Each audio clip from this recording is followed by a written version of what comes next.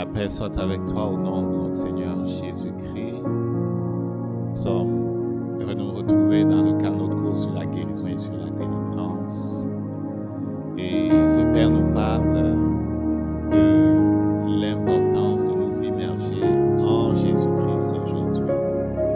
Et je vais t'expliquer pourquoi c'est important lorsqu'on veut établir la victoire de la croix ou dans notre corps ou dans un domaine quelconque de notre vie. Guérison et délivrance sont deux choses qu'il a acquises pour nous à la croix. Et c'est véritablement par la révélation de qu'est-ce qu'il a fait à la croix et la compréhension de qui nous sommes en lui que nous pouvons établir la victoire de notre Seigneur dans nos vies. Nous allons prier. Père, nous te bénissons parce que ta parole est la vérité. Nous te bénissons parce qu'elle est établie dans le ciel pour toujours. Nous te bénissons parce que tu veilles sur ta parole afin de l'accomplir. Nous te bénissons parce que par Jésus-Christ, tu as fait pour nous une grande délivrance. Il est devenu tout ce que nous étions, afin que par la foi, nous devenions aujourd'hui tel qu'il est. Merci parce que tu nous révèles le chemin de la liberté. Merci parce que tu as tout accompli. Au nom de Jésus. Amen. Il n'y a pas de slide. C'est le cours 67. Ça veut dire qu'il y a 66 autres. Non, c'est le cours 69. On est rendu dans le cours 69. Il y a 68 autres qui les ont précédés. Et le Père nous parlait de guérison, de délivrance. Il nous parlait de la croix. La croix est centrale. La croix est véritablement centrale au message de Christ. Parce que c'est à la croix que Jésus-Christ a accompli les choses dont nous allons parler encore en insistant sur l'aspect de l'immersion en lui. Il nous a placés en lui et la victoire est vraiment dans notre capacité à comprendre qui nous sommes et à demeurer cachés en lui, à demeurer en lui. Sur la croix, dans Ésaïe au chapitre 53, dans Ésaïe au chapitre 53, j'aime à l'appeler le chapitre de puissance. Le Saint-Esprit dit au verset 1, « Qui a cru ce qui nous était annoncé? Qui a reconnu le bras de l'Éternel? Qui a cru ce qui nous était annoncé? Qui a reconnu le bras de l'Éternel? » Ce verset-là montre que beaucoup n'ont pas compris ce qui se faisait à Golgotha ce jour-là. Et jusqu'à aujourd'hui encore, on n'a pas compris l'impact de ce que Jésus-Christ a accompli à la croix. Donc, déjà ici, le Saint-Esprit disait, qui a cru ce qui nous était annoncé? Qu'est-ce qui nous était annoncé? Qu'est-ce qui nous était annoncé? Il nous a été annoncé par le Père lui-même depuis Éden. La première prophétie de la venue de notre Seigneur, c'est le verset 15 de Genèse 3. Il disait, la semence de la femme écrasera la tête du serpent. Lorsqu'il donne le jugement sur Lucifer, sur le serpent, il dit qu'il y aura une guerre entre ceux qui descendent du serpent et ceux qui descendent de la semence de la femme. Elle sera perpétuelle. Il dit, la semence de la femme écrasera la tête du serpent. Et qui est la semence de la femme? La semence de la femme, c'est Jésus-Christ. Donc, dès le début, il y a eu cette promesse. Savoir que quelqu'un viendrait pour détruire l'esclavage dans lequel on avait été placé. il a fait cette promesse qui a été répétée par de nombreux prophètes. Et quand il est à Jérusalem, plusieurs ne comprennent pas qui il est. Plusieurs ne comprenaient pas qui il était. Les docteurs de la loi ne comprenaient pas qui il était. Les pharisiens ne comprenaient pas qui il était. Les sadducéens ne comprenaient pas qui il était. Qu'est-ce que cela nous montre? Cela nous montre que pour la compréhension des choses spirituelles, ce n'est pas l'enseignement qu'on peut avoir dans les universités, dans les écoles, dans les facultés de théologie qui garantissent la compréhension des desseins de Dieu. Le souverain sacrificateur, les sacrificateurs à Jérusalem, les docteurs de la loi, tous ces gens ne comprenaient pas qui était Jésus-Christ. La majorité ne comprenait pas qu'il était la semence de la femme. Plusieurs ne comprenaient pas qu'il était celui que Moïse avait prophétisé. Ils ne comprenaient pas qu'il était celui qu'Isaïe avait prophétisé. Ils ne comprenaient pas ils ne comprenaient même pas que sa mort avait été prophétisée. Et parce qu'ils ne comprenaient pas, ils ne voyaient pas, ils ne discernaient pas ce qui se passait à Golgotha. Qui a cru ce qui nous était annoncé? Qu'est-ce qui nous a été annoncé? Il nous a été annoncé la délivrance. Il nous a été annoncé la liberté. Parfois, lorsqu'on est passé à travers des situations qui perdurent, on perd tout espoir de délivrance et de guérison. Parfois, lorsqu'on est passé par des situations qui sont pénibles, qui sont longues, et surtout si on a vu autour de nous des gens qui ne se sont pas en sortis, s'ils sont nombreux les témoignages de défaite, on va avoir de la misère à espérer la délivrance, à croire la délivrance. Pourtant, lorsqu'il commence son ministère, Jésus proclame la délivrance. Je suis venu pour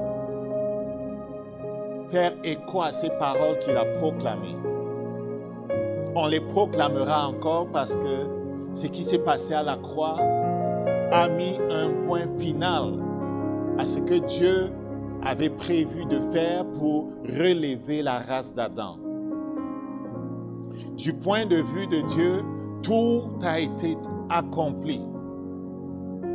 Du point de vue de notre Dieu, il n'y a plus rien à faire. L'agneau de Dieu a été immolé. C'est de révélation que nous avons besoin. C'est de révélation que nous avons besoin. La révélation de savoir comment entrer dans l'héritage. Nous redisons les mêmes paroles de différentes façons, mais il faut bien les redire parce que elles nous permettront de comprendre que tout a été accompli.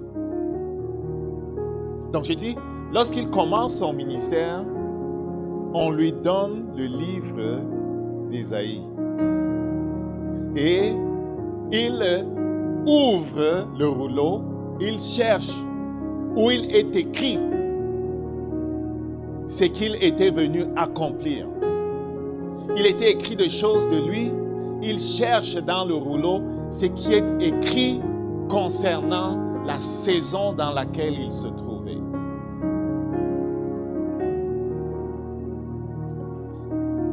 Il n'y avait pas de chapitre dans ces affaires-là, mais il savait retrouver ce que nous connaissons comme le chapitre 61 d'Ésaïe. Et lorsqu'il eut retrouvé le chapitre 61 d'Ésaïe,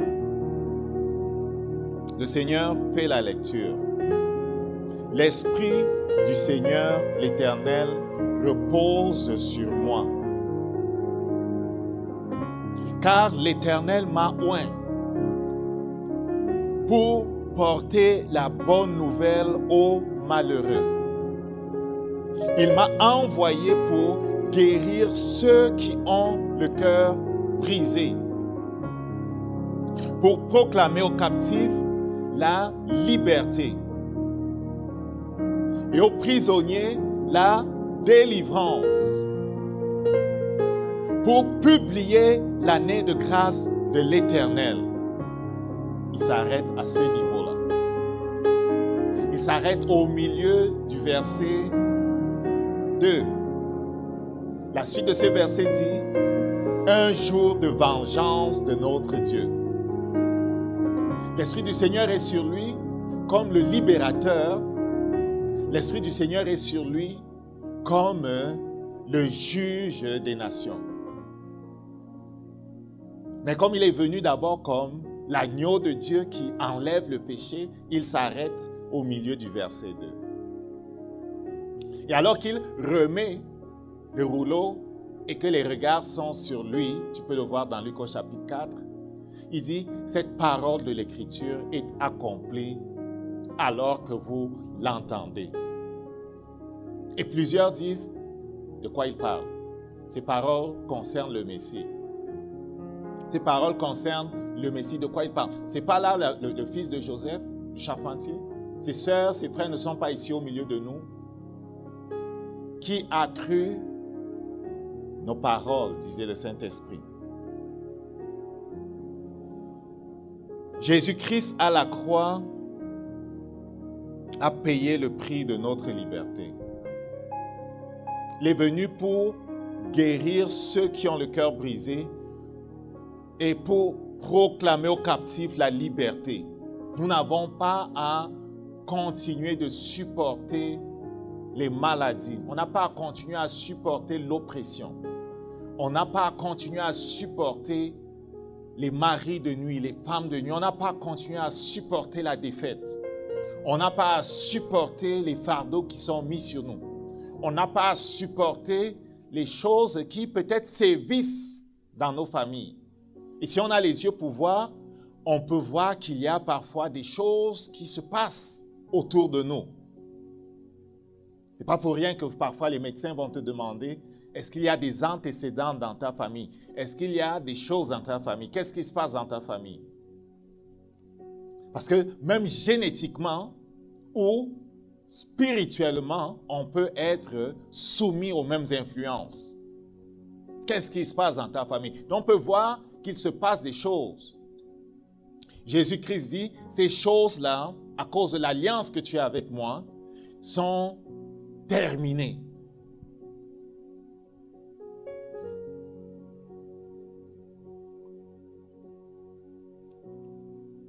Qui a cru, je reviens dans Isaïe chapitre 53, qui a cru ce qui nous était annoncé, qui a reconnu le bras de l'Éternel. Il s'est élevé devant lui comme une faible plante, comme un rejeton qui sort d'une terre desséchée. Il n'avait ni beauté ni éclat pour attirer nos regards. Et son aspect n'avait rien pour nous plaire. Méprisé et abandonné des hommes, homme de douleur, habitué à la souffrance, semblable à celui dont on détourne le visage, nous l'avons dédaigné. Nous n'avons fait de lui aucun cas. Verset 4, cependant, ce sont nos souffrances qu'il a portées. Le terme hébreu souffrance parle de maladie en fait, d'infirmité. Ce sont nos douleurs, c'est de nos douleurs qu'il s'est chargé.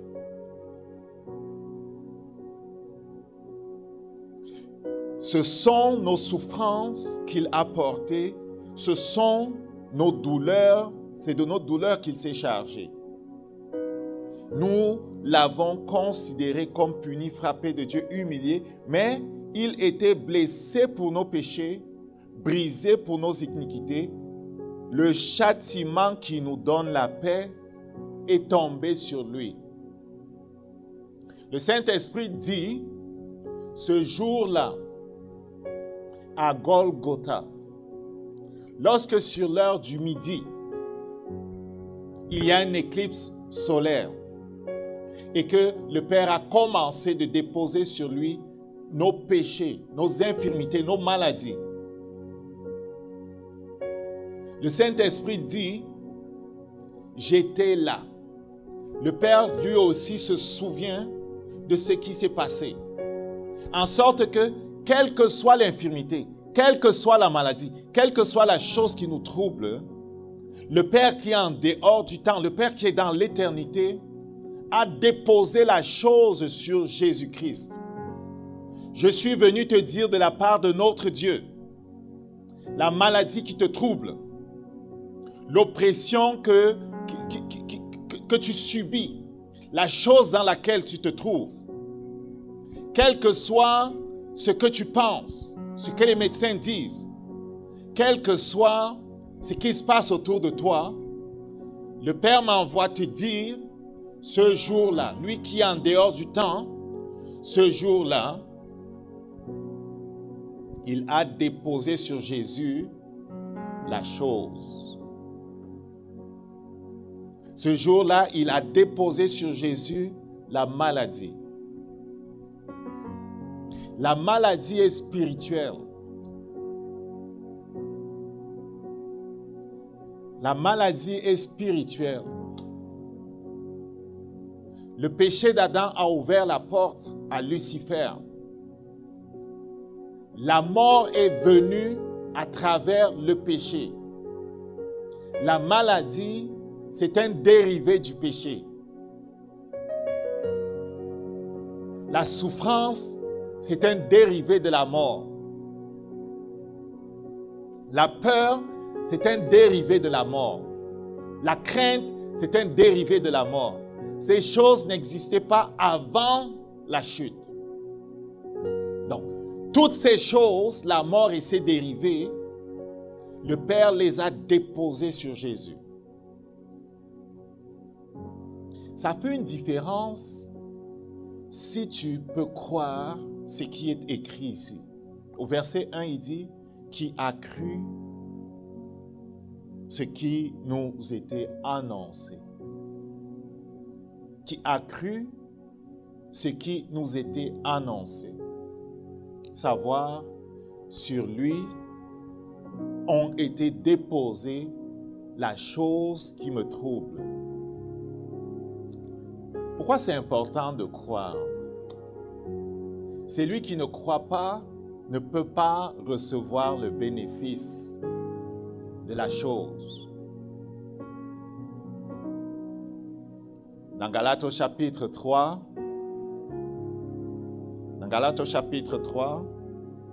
à partir du verset 13, le Saint-Esprit, parlant de la mort de Jésus-Christ, explique. Je vais trouver Galates au chapitre 3.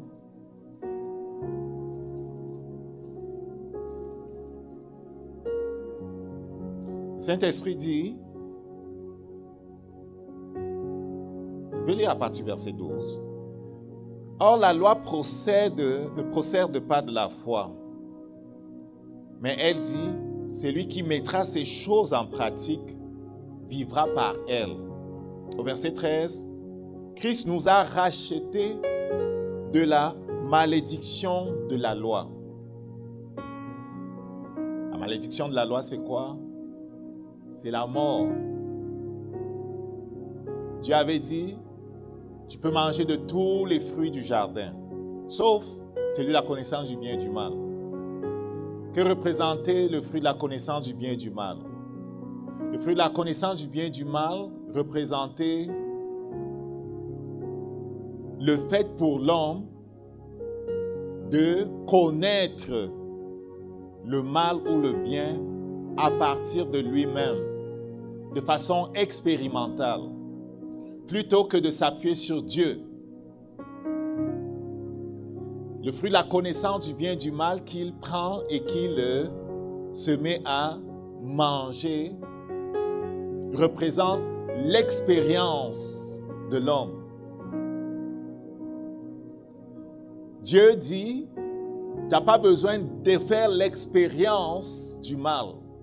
Tu n'as pas besoin de t'appuyer sur toi pour connaître ce qui est bien et ce qui est mal. Dieu dit, je suis ta référence. Le Seigneur dit, je suis ta source. Appuie-toi sur moi pour connaître la nature des choses. Dieu est vraiment celui par qui nous marchons. C'est par lui que nous connaissons la vérité. C'est ce qu'il dit que nous tenons pour vrai. C'est ce qu'il pointe que nous suivons comme direction. Il est écrit quelque part, ce n'est pas à l'homme lorsqu'il marche de conduire ses pas. Il nous crée pour vivre dans la communion avec Dieu. Il nous crée pour vivre dans la dépendance vis-à-vis de Dieu. Donc quand Adam prend le fruit et le mange, Adam dit, je ne veux pas vivre dans la dépendance de Dieu. L'indépendance le soumet à Lucifer. La mort entre avec ses dérivés. Mais écoute, il dit, Christ nous a rachetés de la malédiction de la loi qui condamne à mort le pécheur. Le salaire du péché, c'est la mort, la séparation d'avec Dieu. Donc, Christ a payé que nous ne soyons pas séparés. Au verset 14, il dit, il est devenu malédiction. Au verset 13, malédiction pour nous. Car il est écrit, maudit est quiconque est pendu au bois. Verset 14, afin que la bénédiction d'Abraham eut pour les païens son accomplissement. C'est quoi la bénédiction d'Abraham? La bénédiction d'Abraham, c'est que il a eu confiance en Dieu qui a dit, je ferai de toi le père d'une multitude. Abraham a mis sa confiance en Dieu. Il a cru Dieu et Dieu l'a justifié. Dieu l'a déclaré juste parce qu'il a mis sa confiance en Dieu. Donc, il dit, nous sommes déclarés justes par Dieu quand nous croyons ce qu'il dit. Donc, le Seigneur dit, sur Jésus ce jour-là, le péché a été déposé. La malédiction a été déposée. La maladie a été déposée. Si nous suivons les traces d'Abraham, à qui Dieu disait, bien que tu as 99 ans, ton épouse en a 90, vous enfanterez. Ils ont cru Dieu. Et parce qu'ils ont cru Dieu, Dieu a pu établir ce qu'il a dit. Donc, quand dans Isaïe 53, il dit, qui a cru ce qui nous était annoncé, il faut comprendre que quand Dieu dit quelque chose, dans la parole qu'il relâche se trouve la puissance qui établit la chose que Dieu dit. Quand Dieu parle, dans la parole qu'il relâche se trouve la puissance pour établir ce qu'il dit. C'est facile avec la nature et les éléments parce que Dieu n'a pas donné le libre arbitre aux éléments. Les éléments n'ont pas le choix. Les éléments ne sont pas créés à l'image de Dieu. Les anges, par contre, sont créés à l'image de Dieu. Ils ont le libre arbitre. Les hommes sont créés à l'image de Dieu. Ils ont le libre arbitre. C'est important de le saisir. Donc, quand la parole part du trône de Dieu, quand la parole est proclamée en direction de l'homme, l'homme a le libre arbitre de fermer la porte à cette parole-là. La parole de Dieu ne s'impose pas à l'homme. qui a cru ce qui nous était annoncé.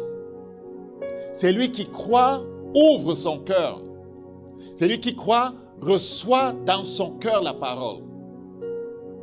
C'est quand elle est reçue qu'elle peut faire ce qu'elle contient en elle. Parce que dans la parole de Dieu se trouve la chose qu'il dit. Quand il dit que la lumière soit, la parole qui vient du trône de Dieu a la puissance nécessaire pour manifester la lumière qu'il appelle. Quand le Seigneur parle de ta délivrance, dans cette parole se trouve la force pour établir la délivrance. Quand le Seigneur parle de ta guérison, de ta séparation par exemple des malédictions, dans cette parole qui vient de Dieu se trouve la puissance pour établir ce qu'il dit. Aussi faut-il qu'elle soit reçue. Qui a cru ce qui nous était annoncé? C'est de la foi qu'il est question. C'est de la réception de la parole qu'il est question. Qui a cru ce qui nous était annoncé? Du point de vue de Dieu, il était là. Jésus-Christ a payé pour ta liberté. Jésus-Christ a payé pour ta liberté. L'agneau de Dieu a été immolé. Tu n'as pas à subir ces choses. Est-ce que tu vas croire?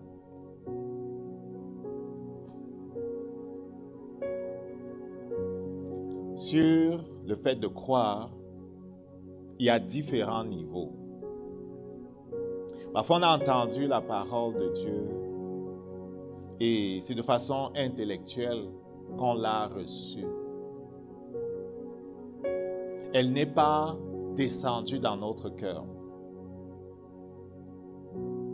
Parfois, à cause de tout notre background, tout notre arrière-plan, la parole de Dieu n'a pas pu entrer. Tellement, pour nous, c'était impossible.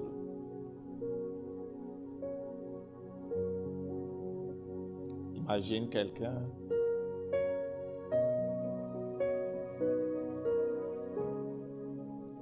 qui fait un accident et à qui on enlève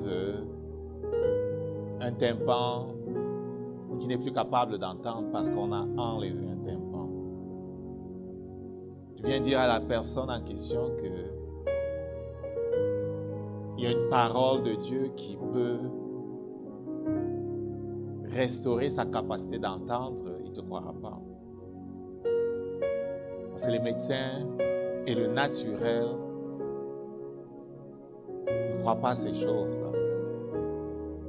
Donc, parfois, pour toutes sortes de raisons, il nous a été impossible de recevoir la parole dans notre cœur. Elle doit être reçue dans notre cœur.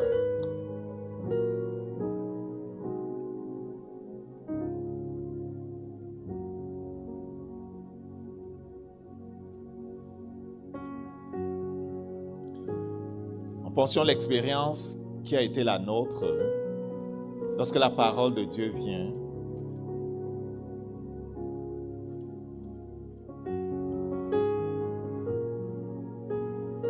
elle ne descend pas tout de suite dans notre cœur. C'est pour ça que la méditation de la parole est tellement importante. Dans Marc au chapitre 4, on connaît l'histoire des 4 terrains. Parfois, on a reçu la parole le long du chemin. Parfois, on l'a reçue sur un terrain pierreux. Elle n'a pas pu pousser de racines, elle n'a pas pu vraiment entrer en profondeur en nous. Parfois, on l'a reçue sur un terrain où elle commençait à faire du sens. Mais le temps étant passé, les problèmes étant survenus, on est arrivé dans la place où on a dit, c'est trop long, je ne comprends pas, c'est impossible, ça ne va pas se passer. Parfois, on a fait ça. Tu regardes dans Marc au chapitre 4, les épines représentent les problèmes de la vie. Parfois, on a eu des visions, on était comme dans une phase où, oui, on le sentait, on le voyait, on pouvait presque le toucher. Mais il est arrivé des choses qui font que on se dit, ça ne marchera pas. Donc, on rejette la parole.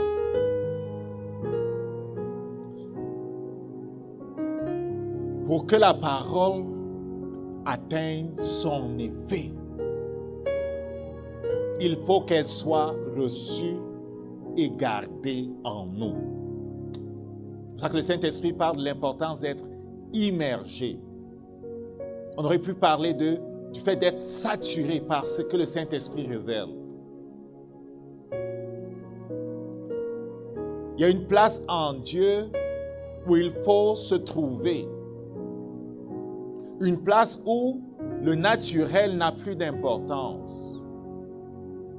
Une place où on est saturé, inondé, immergé par ce qu'elle révèle. Dans cette place, on ne tient plus compte de ce qui se passe dans le naturel. Il va falloir choisir avec quelle loi on veut fonctionner. Du point de vue de Dieu qui nous recrée en Jésus-Christ, il dit, vous n'êtes pas de ce monde. Nous ne sommes pas de ce monde, bien-aimés. Dieu veut nous immerger dans la parole de Dieu. Il veut nous immerger dans la réalité du royaume de Dieu. Il veut nous immerger dans la révélation des choses du ciel. Il veut que l'importance soit accordée à ce qu'elle proclame.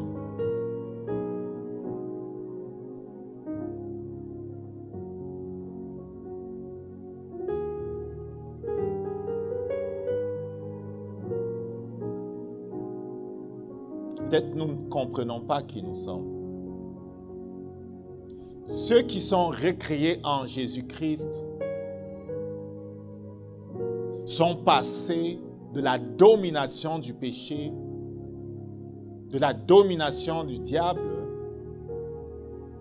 à la liberté. C'est vraiment pour la liberté que le Seigneur nous a affranchis. Nous sommes libres du péché, nous sommes libres des malédictions, nous sommes libres de la calamité, nous sommes libres de la confusion. Les sorciers ne peuvent pas nous toucher.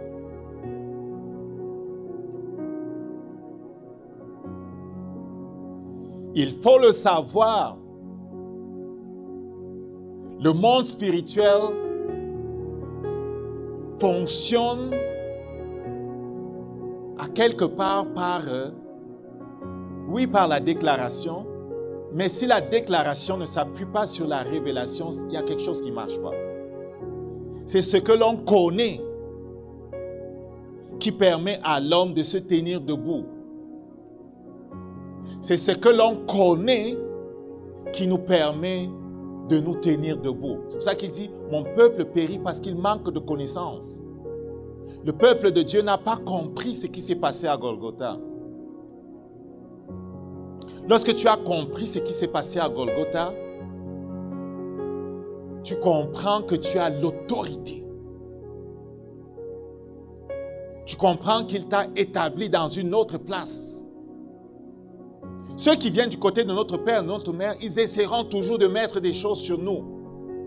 Qu'est-ce qu'ils ne veulent pas? Ils ne veulent pas que tu sois le premier à établir qu'il y a quelqu'un qui échappe au contrôle des entités qui règnent du côté de notre père ou du côté de notre mère. Ils ne veulent pas que tu sois le premier à échapper au contrôle. Donc, ils essaieront de mettre sur toi le cancer, si le cancer règne dans votre famille. Il essaiera de mettre sur toi le fait de ne pas être capable d'avoir des enfants, c'est ça qui règne dans votre famille. Il essaiera de mettre sur toi L'affaire de t'es marié dans le monde spirituel et pas dans le naturel, si c'est ça qui règne dans votre famille. Il sera de mettre sur toi le fait qu'on meurt à un certain âge, si c'est de ça qu'il est question. Qu'on meurt avec telle maladie, si c'est ça la chose qui règne dans cette famille-là. Il ne veut pas que tu sois le premier à établir le fait que Jésus-Christ libère de l'oppression. Jésus-Christ libère de la malédiction. Jésus-Christ brise les chaînes. Donc, il essaiera de mettre des choses. Mais celui qui sait qu'il est n'accepte pas qu'il soit mis sur lui quoi que ce soit. Le fait d'être immergé dans le Seigneur nous permet de comprendre qu'il a tout payé et que nous n'avons pas à payer. Qu'est-ce que cela veut dire? On n'a pas à tolérer l'oppression. On n'a pas à tolérer les choses qu'il veut nous imposer.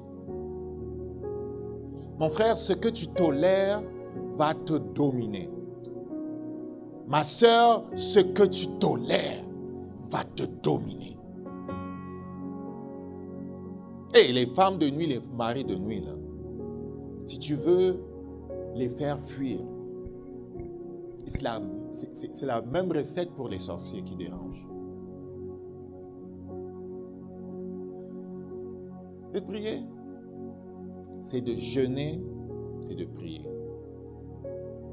Jeûner, prier. Faire monter l'intensité du feu. C'est d'être sérieux avec ce qu'on appelle la consécration.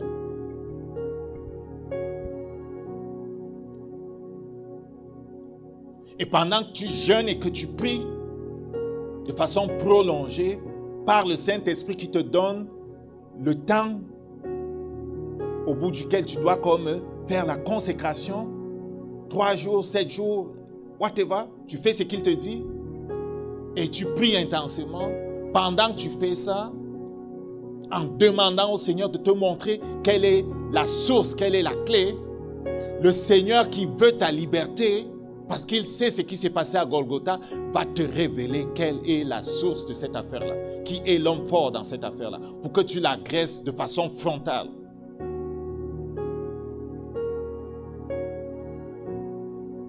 On ne peut pas avoir une victoire définitive si on passe son temps à ne taper que sur des branches.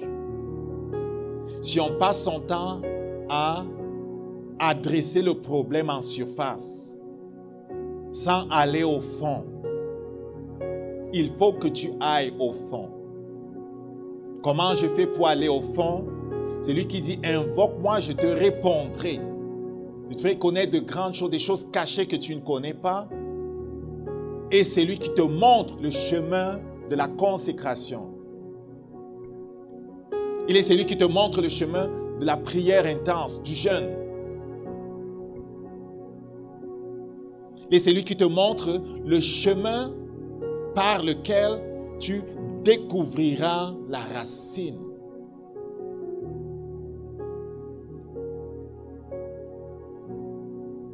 Témoigne de quelqu'un qui avait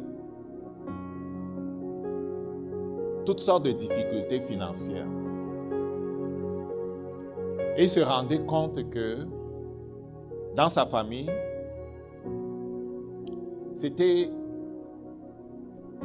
la condition de plusieurs de ses frères, oncles et autres. Financièrement, les gens n'arrivaient pas vraiment à s'en sortir. Jésus-Christ, dans le livre des Corinthiens, on nous dit, il a été fait pauvre pour que nous soyons enrichis.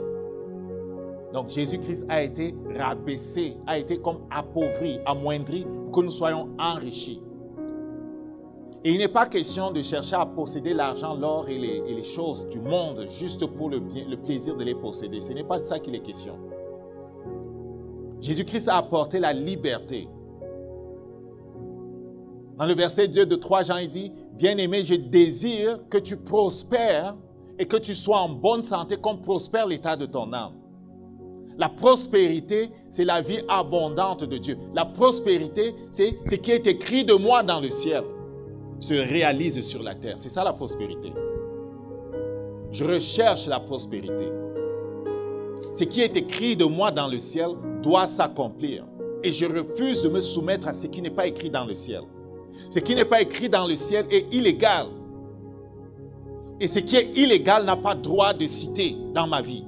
Ce qui est illégal doit être combattu avec la dernière énergie. Ce qui est illégal, ce qui n'est pas écrit dans le ciel, ne doit pas être toléré. Donc, le monsieur se rend compte que c'est pas normal. Hey, c'est pas normal. Je dis, c'est pas normal si tes finances ne sont pas en ordre et jamais ça n'arrive à être en ordre. Ce n'est pas normal si tu es complètement coincé sous des piles de dettes et de dettes et de dettes et jamais tu n'arrives à t'en sortir. Ce n'est pas normal si tu n'arrives pas à t'en sortir. Donc, le voilà qui entre dans une saison de jeûne et de prière. Alors qu'il est dans une saison de jeûne et de prière, le Saint-Esprit lui révèle de façon claire qu'un de ses grands-pères avait spolié des gens. Tu comprends? Était malhonnête avec l'argent. Malhonnête avec les choses. Et à cause de ce qu'il avait été malhonnête avec les choses, il avait amené comme la malédiction, si tu veux, sur sa famille et sur ceux qui descendaient de lui. Est-ce que tu comprends? Conduit par le Saint-Esprit, il a fait ce qu'il convient pour réparer le tort causé par celui-là. Et il s'est séparé de la chose.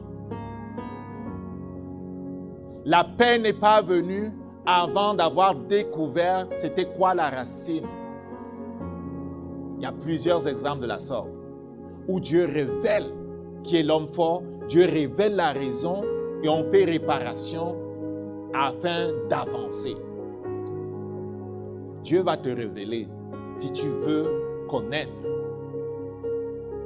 Quelques-uns voudraient qu'un prophète leur dise, mon ami, la liberté que l'on arrive à garder est celle pour laquelle on s'est investi personnellement. Ces défis que nous traversons ont pour but de nous transformer. Ces batailles que nous menons ont pour but de nous élever. Gloire à Dieu pour l'Église. On priera encore pour les gens. L'Église est là afin qu'on prie les uns pour les autres. Il dit portez les fardeaux les uns des autres, vous accomplirez ainsi la loi de Christ.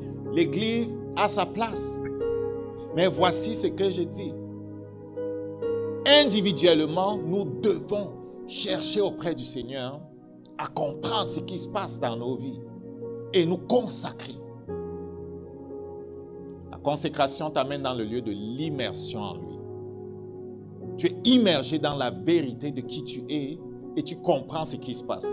Donc, sur notre identité, parce que ça c'est quelque chose qui est vraiment critique, il faut qu'on comprenne. Quand on dit qu'on est enfant de Dieu, qu'est-ce que cela veut dire? Le Seigneur me parle de ça encore et encore. La clé, c'est la compréhension de notre identité. Quand on dit qu'on est enfant de Dieu, cela veut dire qu'on est un avec Jésus-Christ. On est un seul esprit avec Jésus-Christ. Ce qui est vrai de lui, l'est également de nous. Ce qui est vrai de lui, l'est de nous. Nous partageons son règne et sa gloire. Nous habitons avec lui dans les lieux très hauts. Nous habitons dans l'éternité. Le temps n'est pas un facteur là où nous habitons. Je marche sur la terre. Je suis dans une dimension espace et temps. Mais la vérité, c'est que mon esprit est dans la dimension de Dieu. Dans l'éternité. où je suis béni de toutes sortes de bénédictions spirituelles. Dans l'éternité où je suis libre.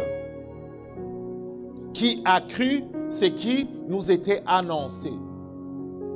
Le Seigneur dit, celui qui n'a pas commis de péché, Dieu l'a fait pécher pour que tu sois la justice de Dieu. Jésus-Christ a payé pour notre liberté. Si je suis omnibulé par ce que je vois, je dirai ce que je vois. Si je suis impressionné par ce que je vois dans le naturel, je vais élever ce que je vois dans le naturel. Si j'élève ce que je vois dans le naturel, en parlant continuellement de ce que je vois dans le naturel, guess what? Je serai en train d'établir ce que je vois dans le naturel.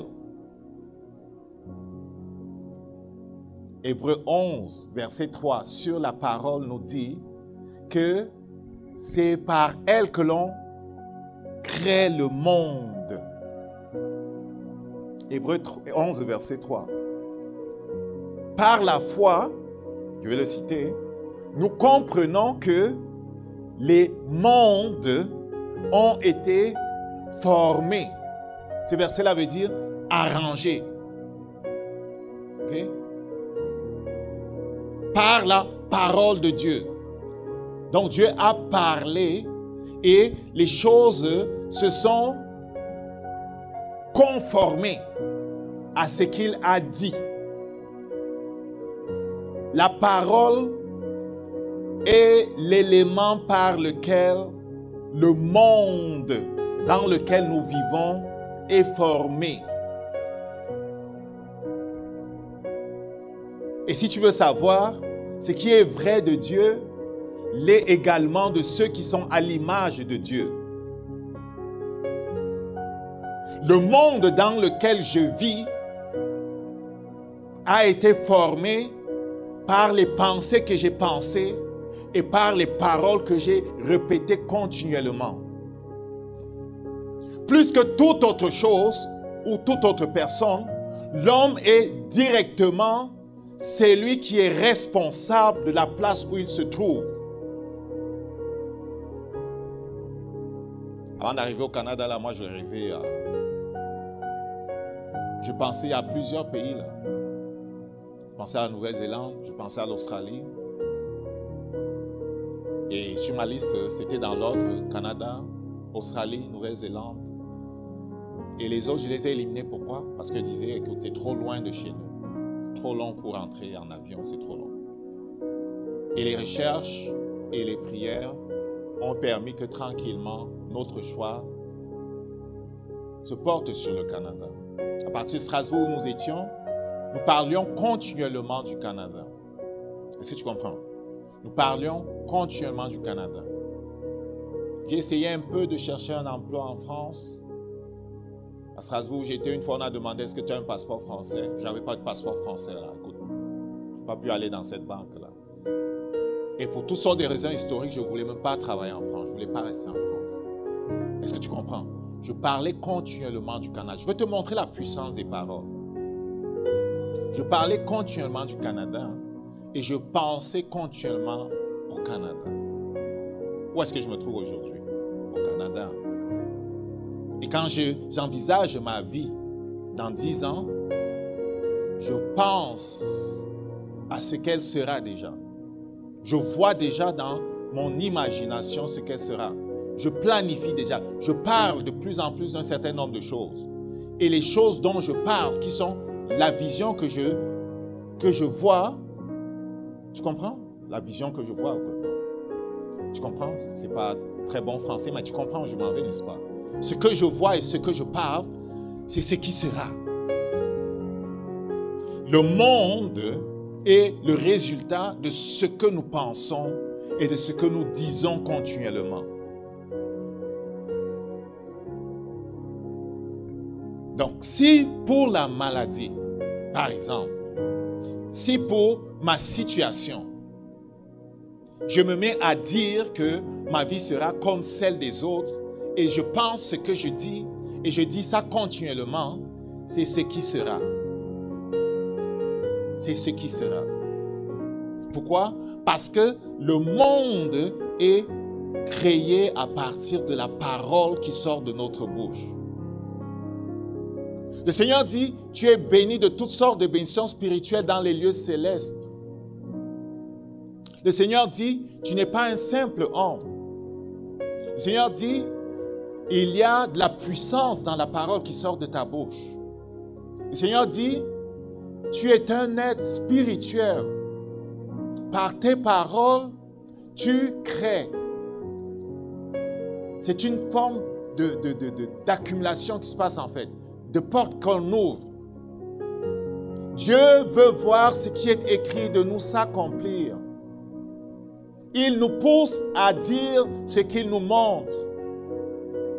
Parfois, au lieu de nous mettre en accord avec lui pour dire ce qu'il nous montre, parce que c'est son système, nous disons ce que nous voyons.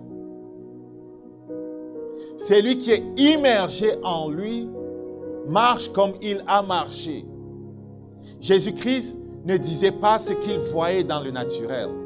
Jésus-Christ disait ce qu'il voyait dans le monde spirituel.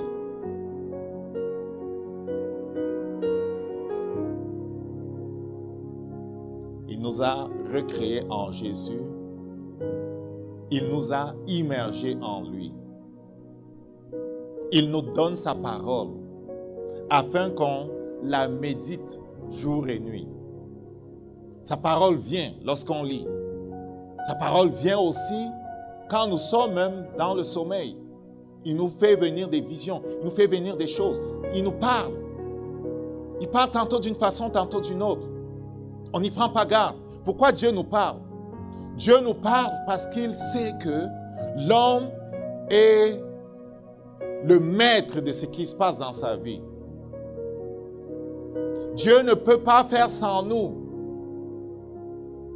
C'est ça qu'il dit, Dieu peut faire infiniment. Colossiens chapitre 3, verset 20. Dieu peut faire infiniment au-delà de ce que nous imaginons et pensons. Mais il dit, par la puissance qui agit en nous. Qu'est-ce qu'il veut dire par la puissance qui agit en nous? Il veut dire, si nous croyons, si nous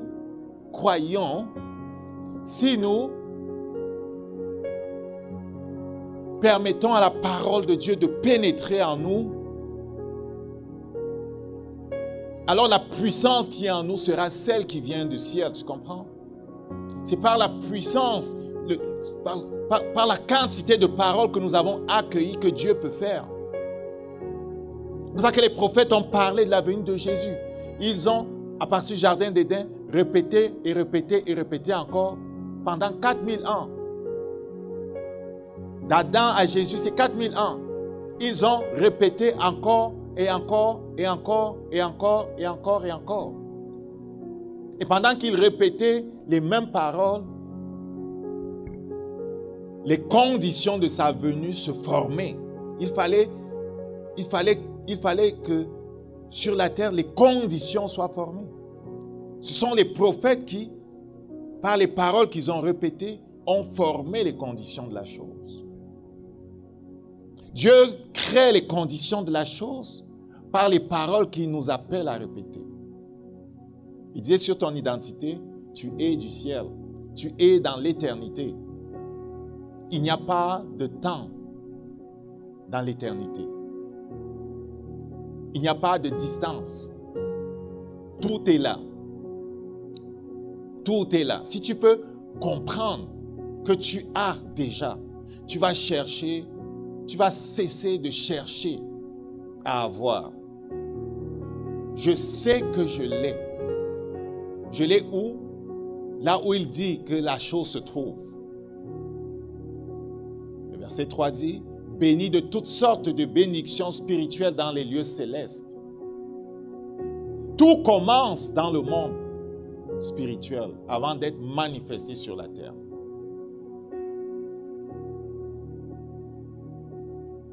Donc, je dois croire ça. Je dois tenir ça pour vrai.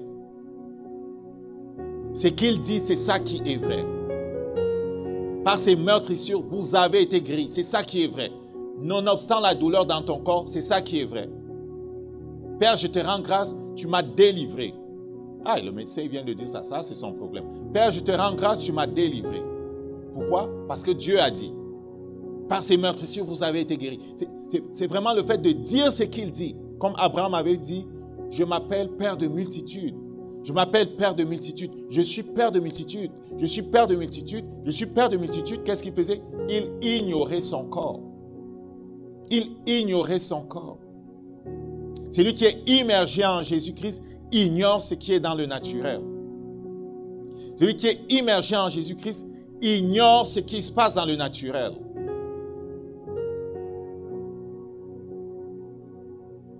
L'immersion n'est pas possible si nous ne méditons pas sur ce qu'il nous montre. C'est quoi méditer? C'est fixer ses regards. Je fixe mes regards sur la vérité qu'il me montre. Dieu te parle de ta délivrance. Quel que soit le chemin par lequel tu es passé, le Seigneur dit, tu es délivré de la chose. Le Seigneur dit, tu es délivré de la chose. Le Seigneur dit, tu ne mourras pas. Est-ce que tu peux croire? Ce n'est pas de toi qu'il est question. Ce n'est pas ta justice. C'est la justice de Jésus. C'est pour ça qu'il nous place en Jésus. Est-ce que tu peux choisir de croire ce que Dieu dit? Tu ne mourras pas. Mais c'est une maladie dégénérescente, tu ne comprends pas. Le Seigneur a dit, à la croix, la chose a été déposée sur lui. Il posait la question, qui a cru? Au verset 1 du chapitre 53, qui a cru? C'est ceux qui croient qui vont voir la chose. Ceux qui croient vont voir la chose. Donc, l'importance de méditer, méditer c'est quoi? Focaliser son regard, poser son regard sur ce que le Seigneur montre. Les paroles créent des images. À quoi ça ressemble une personne guérie? Une personne guérie, c'est une personne qui fonctionne normalement. Plusieurs sont restés dans le lit pendant des années et des années. L'image de debout, ils l'ont perdue. Ils ne se voient pas debout. Il faut que tu te vois debout. Ce fauteuil roulant-là, tu n'as pas à rester dedans pour l'éternité. Celui qui dit que tu es guéri te voit debout. Je dis, celui qui dit que tu es guéri te voit debout. Quelle que soit l'affection qui t'oppresse, celui qui dit que tu es guéri te voit fonctionnant correctement. La question c'est, est-ce que toi tu es capable de prendre les paroles qu'il a prononcées sur toi et changer l'image que tu as de toi?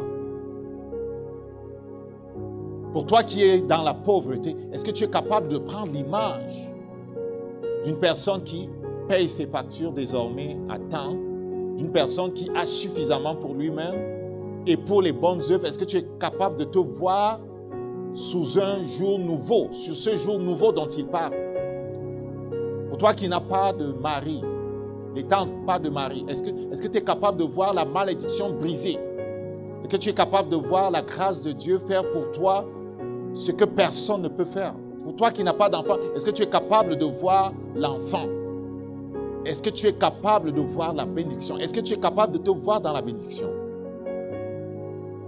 La foi, c'est voir. C'est pour ça qu'il appelle Abraham, dans le chapitre 13 de Genèse, il l'amène dans Canaan et lui dit, lève les yeux, regarde au nord, regarde au sud, regarde à l'est, regarde à l'ouest. Toute la terre que tu vois, je te le donne en héritage. La foi, c'est voir. Qu'est-ce que tu vois? Qu'est-ce que tu vois de toi? Qu'est-ce que tu vois de toi? Si tu te vois perdant, tu vas perdre. Il y en a qui aiment aller sur Internet pour regarder des choses, pour regarder les témoignages de défaites et de défaites. Tu te prépares à perdre, tu vas perdre. C'est ça que tu établis. Tu vas avoir ce que tu établis.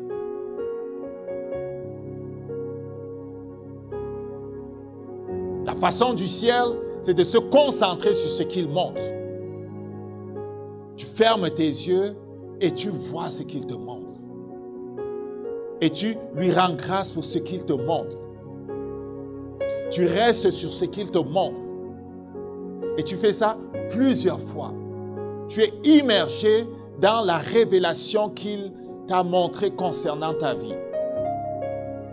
24h/7, c'est ça que tu vois. C'est de ça que tu parles. C'est ça que tu établis.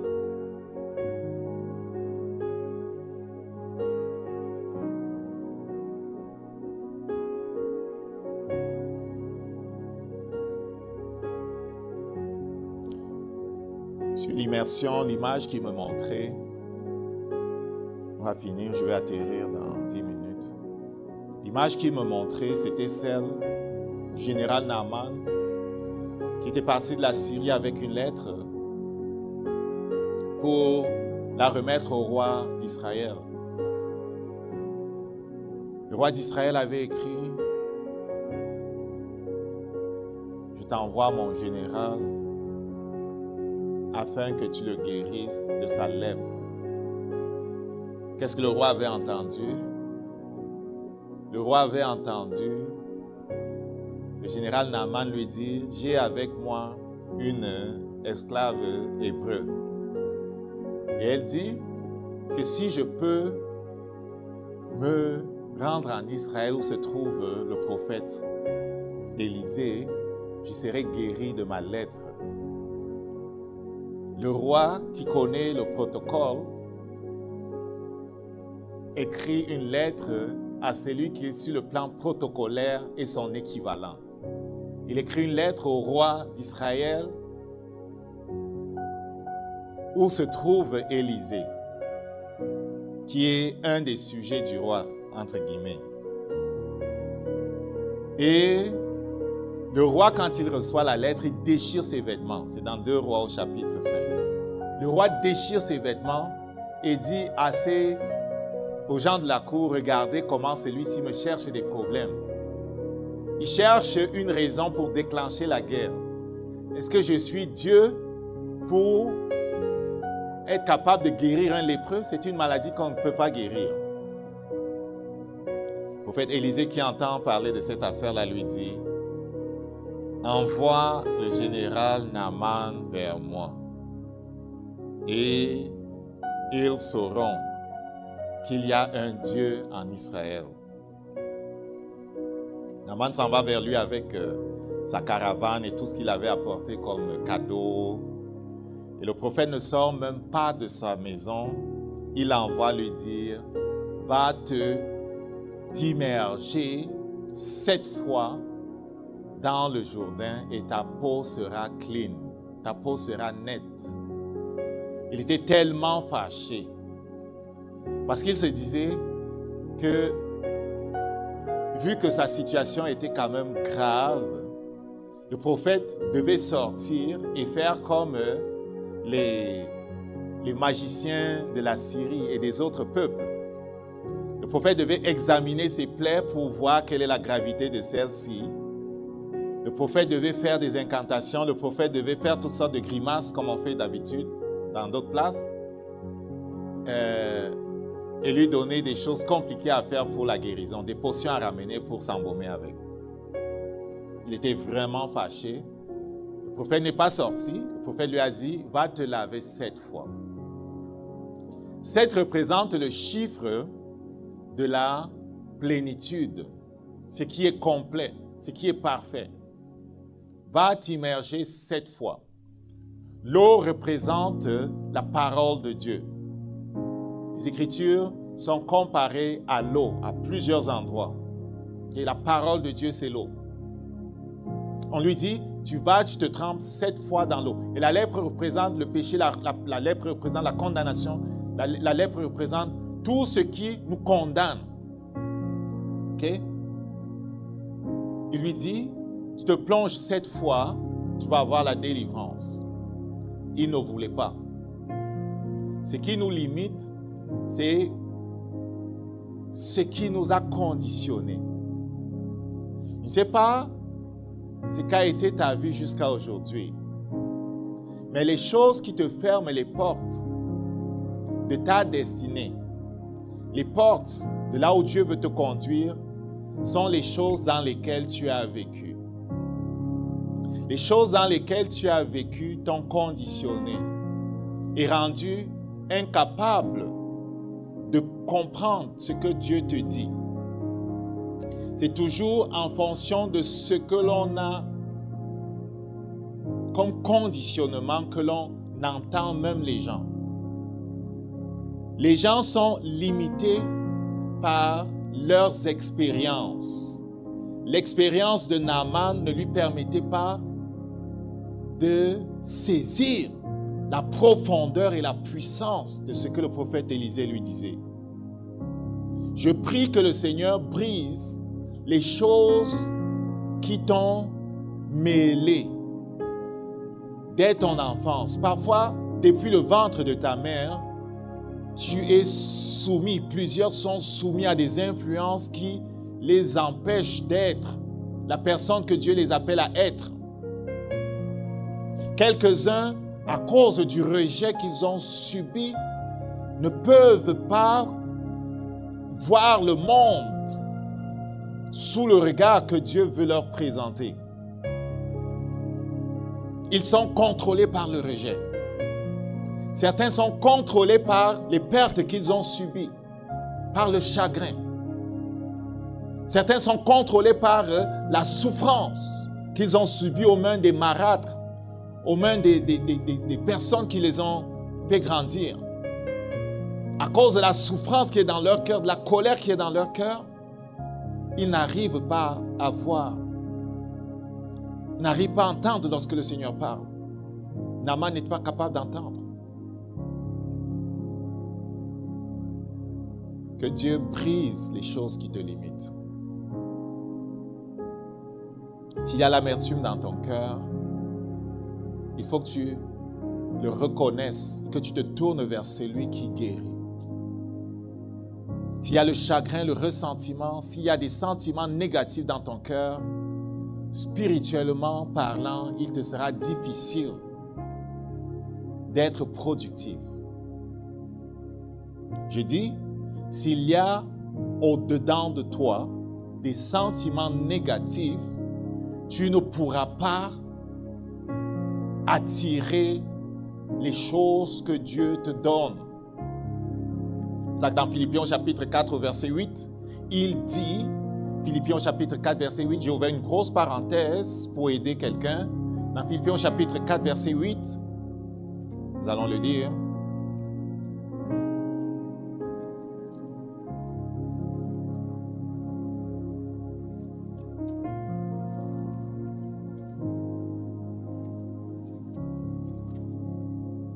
Dans Philippiens chapitre 4 et verset 8, le Saint-Esprit dit aux frères que tout ce qui est vrai, tout ce qui est honorable, tout ce qui est juste, tout ce qui est pur, tout ce qui est aimable, tout ce qui mérite l'approbation, ce qui est vertueux, digne de louange, soit l'objet de tes pensées. C'est lui qui a été conditionné par le rejet, par la violence, conditionné par toutes sortes de choses qui, la trahison et les autres affaires, tu peux les citer, elles sont nombreuses. Des pertes, ok? On a perdu son mari, on a perdu sa femme, on a perdu ses parents, on a perdu quelque chose. Et émotionnellement parlant, affectivement, on n'est pas complet, on est déchiré. On a été comme blessé par un divorce, blessé par ci, par ça. Notre cœur est en lambeaux. Les sentiments qui sont en nous sont négatifs. Ce ne va pas être possible d'être tout ce que Dieu veut que nous soyons. On a besoin de lui offrir notre souffrance, notre douleur. On a besoin de lui offrir notre chagrin. Notre offense pour celui qui a été trahi, poignardé dans le dos. Tu as besoin de lui offrir ton offense, ta blessure, afin qu'il te guérisse. Le cœur est la porte par laquelle les choses viennent dans nos vies. Garde ton cœur plus que toute autre chose, car de lui viennent les sources de la vie. Si notre cœur est pollué par toutes sortes de sentiments négatifs, on ne pourra pas recevoir les choses qu'il nous donne. En fait, on n'attirera que des problèmes, Ça, c'est tout un autre chapitre. Le cœur est l'instrument par lequel nous attirons les choses. Je dis, le cœur est l'instrument par lequel nous attirons les choses. C'est pour ça que ton cœur doit être focalisé seulement sur les choses que le Père te montre. La méditation t'amène dans cette place-là où tu fixes ton cœur sur les choses qui sont écrites dans le ciel, qu'il t'a révélées. Tu fixes ton cœur sur la chose. Alors que ton cœur est fixé sur la chose n'a pas de choix que de venir. C'est ce qui est dans notre cœur qui vient. C'est ce qui est dans ton cœur que tu attires. C'est ça qu'il dit, Fils de l'homme, dis à ceux-là qui sont venus s'asseoir devant toi pour te demander que dit l'Éternel, que je vais leur répondre en fonction de ce qui est dans leur cœur. Ce n'est pas ce que tu dis de ta bouche que tu auras. C'est ce qui est dans ton cœur qui sera manifesté. Ce n'est pas ce que tu demandes de ta bouche que tu auras. C'est ce qui est dans ton cœur qui sera manifesté. L'homme attire ce qui est dans son cœur. La chose est d'abord dans notre cœur avant d'être au dehors. Ce que nous avons au dehors est le reflet de ce qui est dans notre cœur. Si tu veux changer le dehors, change le dedans. C'est pour ça qu'il dit, l'homme bon tire de bonnes choses de son bon trésor. C'est ce qui est dedans qui drive le dehors. La puissance du lieu secret, la puissance de l'intimité avec Dieu que j'ai encore appelé l'immersion, nous amène dans cette place où notre cœur est fixé sur ce qu'il dit de nous. Et ces choses viendront. Elles ne peuvent pas ne pas venir. Ce sont des lois spirituelles. Repris par ses serviteurs, Naaman consent à aller se baigner. J'espère que tu as compris l'importance de méditer la parole de Dieu. J'espère que tu ne trouves pas dans le fait de s'asseoir aux pieds de notre Seigneur que c'est un fardeau. Naaman ne pouvait pas avoir ce qu'il cherchait en dehors du chemin que montrait le Saint-Esprit. Et c'était pour nous que ça a été fait, afin que nous voyions que c'est dans l'immersion dans la parole de Dieu que se trouve ce que nous cherchons. L'homme doit pénétrer Dieu pour trouver ce qu'il cherche. Ce que nous cherchons est en lui.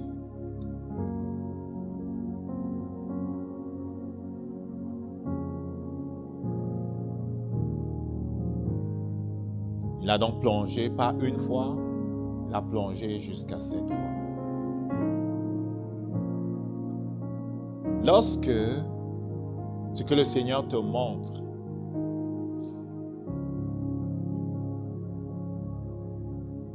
sera pleinement en toi, 7 fois, la chose se manifestera au dehors.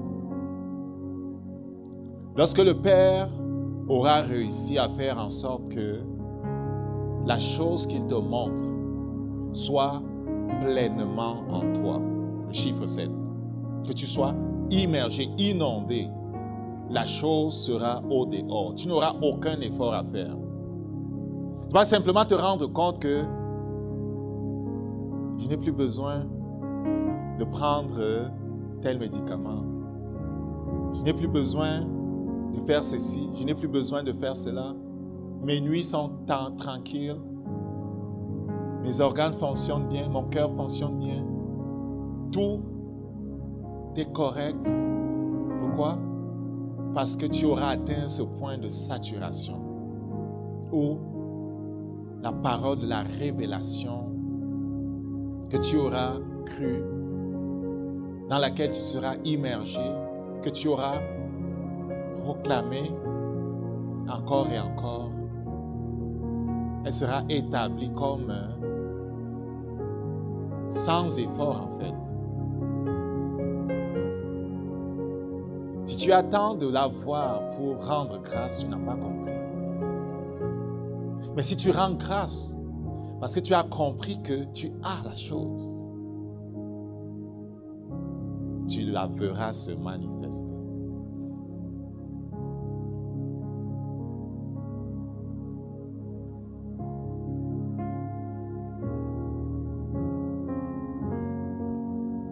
Le Seigneur parle de l'immersion dans les choses qu'il révèle. La parole de Dieu va nous révéler qui nous sommes. Nous habitons dans l'éternité. Ce n'est pas ce que nous voyons qui est la vérité. Ce que nous voyons n'est pas final. C'est ce qui est écrit de nous qui est la vérité. Ce qui est écrit de nous ne s'accomplira pas sans nous. Il faut qu'on reçoive, il faut qu'on parle, il faut qu'on pense, il faut qu'on voit, il faut qu'on reste dessus continuellement. C'est ça qui apporte l'immersion dans ce qui révèle. Amen. C'est facile lorsque nous-mêmes on s'est laissé immerger dans Jésus-Christ qui fonctionnait de cette façon-là. Jésus-Christ fonctionnait dans le ciel continuellement. Il marchait sur la terre, mais il savait qu'il était du ciel. Nous marchons sur la terre, nous sommes du ciel. Celui qui est du ciel n'accepte pas les limitations qui sont sur la terre. Il y a une place pour persévérer. Certaines batailles demanderont la persistance, demanderont la persévérance. Nous ramons à contre-courant. Ils ne sont pas nombreux ceux qui marchent sur la voie sainte. Mais ceux qui marchent sur la voie sainte découvrent que c'est la parole qu'ils ont reçue qui fait la chose. Nous n'avons pas de puissance par nous-mêmes. Séparés de lui, nous ne sommes rien. Mais si nous choisissons d'affirmer notre union avec lui et de faire simplement ce qu'il dit, alors sa parole va faire la chose. Alors que le Saint-Esprit dit encore aujourd'hui, qui a cru ce qui nous était annoncé. Okay? Alors qu'il dit encore aujourd'hui, je vais le lire alors qu'on termine. Je prie que tu sois de ceux qui choisissent de croire. C'est une décision que l'on prend de croire ce que Dieu dit et d'ignorer ce que notre corps dit. Qui a cru à ce qui nous était annoncé, qui a reconnu le bras de l'Éternel. Dieu a déjà fait. Arrête de dire, Seigneur, fais ceci, fais cela. Non, il l'a déjà fait. L'agneau de Dieu a été immolé. Satan a été détruit. Satan n'a pas de puissance. Il n'a de puissance que celle que nous lui donnons. Par notre ignorance, par notre négligence. Si nous choisissons de nous instruire et de marcher par ce qu'elle déclare la parole, il n'a pas de force contre nous. Donc, celui qui croit se soumet au Saint-Esprit. Celui qui croit résiste au diable. Celui qui croit sait qu'il va fuir. Ce n'est qu'une question de temps, il va fuir.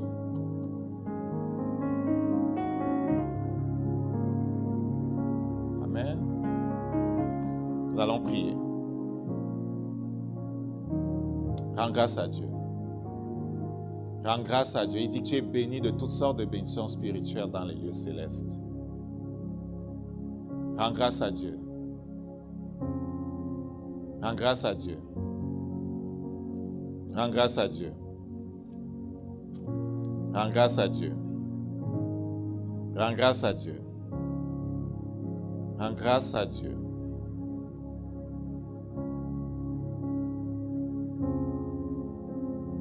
Jésus-Christ t'a pardonné. Jésus-Christ t'a pardonné. Si tu as été sincère dans ta démarche de repentance, Jésus-Christ t'a pardonné.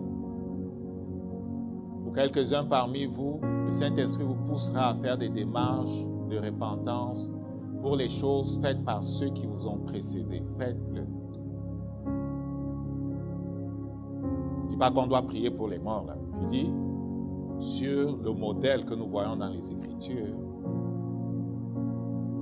comme Daniel l'a fait en son temps, lui qui confessait les péchés de ses parents, confessait les péchés d'Israël, qui confessait ses propres péchés, quelques-uns parmi vous, et nous tous à un moment donné, sont conduits à demander pardon à Dieu pour les erreurs commises par nos parents. Et lorsqu'on le fait, le sang de notre Seigneur Jésus-Christ impose le silence à ceux qui veulent nous soumettre. Jusqu'à 4 générations, c'est la loi. L'iniquité, le péché ou la malédiction peut être imposée à la descendante d'une personne qui a commis des erreurs, qui a fait alliance avec le diable. C'est une loi spirituelle que Satan connaît. Il réclame le droit de torpiller 4 générations en dessous de ceux avec qui il a fait alliance. Si je suis un chrétien et j'ai un sorcier au-dessus de moi, il dit, oh Dieu, je te demande pardon. Tel aïeux a fait alliance en son temps avec un sorcier, là, avec Satan. Écoute, l'autre priait, le Seigneur lui a montré son grand-père qui distrayait le bien des gens, qui faisait du tort aux gens. C'était ça la source de son problème. Il a dû demander pardon au Seigneur, se détacher de la chose, invoquer le sang de Jésus pour lui et pour ceux qui sortent de lui. Donc, quand tu pries, tu vas dire quelque chose qui ressemble à « Père, je te rends grâce, tu m'as fait connaître ce qui s'est passé. Ce qu'un tel a fait n'était pas bien. L'agneau de Dieu qui est mort à la croix est mort aussi pour annuler les malédictions. » Tu te rappelles Galates 3, versets 13 et 14? Ces malédictions-là ne peuvent pas venir sur nous en raison de ça. Donc, tu le dis, Seigneur, il a fait ce qui n'était pas bien. Il arrachait le terrain des gens, il prenait les femmes des gens, il ne payait pas la dot, whatever. Ce que le Saint-Esprit t'a montré, c'est ça que tu dis. C'était pas bien. Il a fait alliance avec le diable, il était un sorcier, il tuait des gens. Seigneur, c'était pas bien. Il a fait alliance en disant à Satan que nous, on lui appartient, qu'on est comme les sorciers de père en fils, de mère en enfant. Seigneur, je renonce à ces alliances-là. J'invoque le sang de Jésus, tu comprends? Le renoncement, la repentance, le renoncement, la repentance. Pas pour qu'eux, ils soient sauvés, ils sont finis là. Eux, ils n'ont plus rien à faire. C'est pour toi, c'est pour te détacher. C'est pour sortir de ces contrats-là. C'est pour effacer ton nom de la place. Donc, tu reconnais la chose, tu renonces à la chose, tu amènes la chose à la croix et tu dis, Seigneur, c'est vrai que tu as dit que jusqu'à 4 générations de ceux qui sont infidèles, tu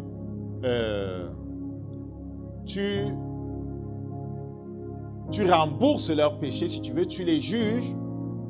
Mais c'est aussi vrai que tu as dit que l'agneau de Dieu nous sépare de ces choses-là. J'amène ce qu'ils ont fait à la croix.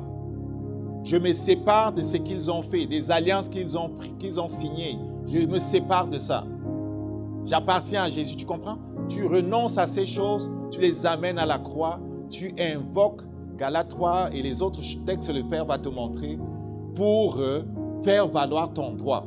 Et tu dis à Lucifer, écoute là, tu n'as pas le droit de procéder parce que Jésus m'a séparé. Le monde spirituel est légal. il faut que tu comprennes pourquoi il ne peut plus t'opposer quoi que ce soit. Il ne peut rien nous opposer parce que celui qui est en Christ est une nouvelle création. Les choses anciennes sont vraiment passées. Il essaie en vertu de ce que la loi dit qu'il peut troubler l'enfant de celui qui n'a pas fait de bonnes choses. Mais tu lui dis non, moi j'ai alliance avec Jésus. Celui que tu veux troubler là n'existe plus, il est mort. Tu comprends?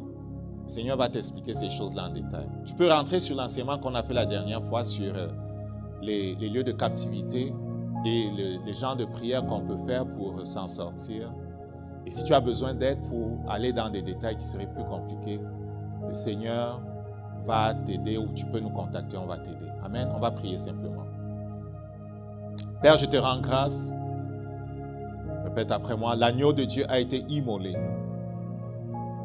Il a payé ma dette, toute ma dette. En lui, je suis mort. Du point de vue des alliances, du côté de mon père comme de ma mère, je n'existe pas. Je suis mort. Je renonce à ces alliances-là. Je renonce à ces pactes. Je renonce à ces contrats. Je renonce aux positions qu'on m'aurait données dans le monde spirituel. Quelques-uns parmi vous sont des héritiers, vous avez reçu des affaires. Je renonce à ces choses-là. Je renonce à toute femme de nuit, tout mari de nuit. Suivant ta situation, le Saint-Esprit te pousse à renoncer à une chose spécifique, fais-le. Ce que j'ai reçu d'eux, Père, je leur remets leurs choses. Je ne garde rien. Je vous remets vos cadeaux, je vous remets vos bagues, je vous remets vos alliances, je vous remets vos choses. Je ne vous appartiens pas.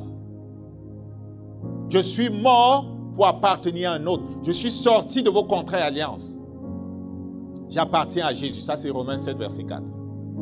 J'appartiens à Jésus. Jésus, merci, tu m'as établi dans le ciel. Merci, tu m'as libéré de la condamnation. Merci, tu t'es révélé à moi. Je décide, Jésus, de méditer sur les choses que tu me montres. Je décide de voir ce que tu me montres. Je décide de m'immerger dans ta parole, de m'immerger dans la révélation de qui je suis.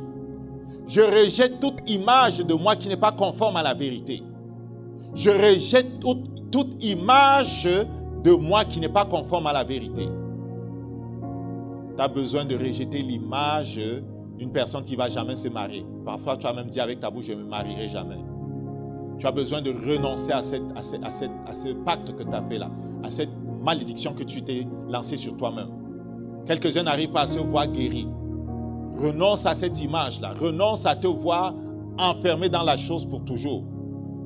Je renonce à l'image d'une personne malade à vie.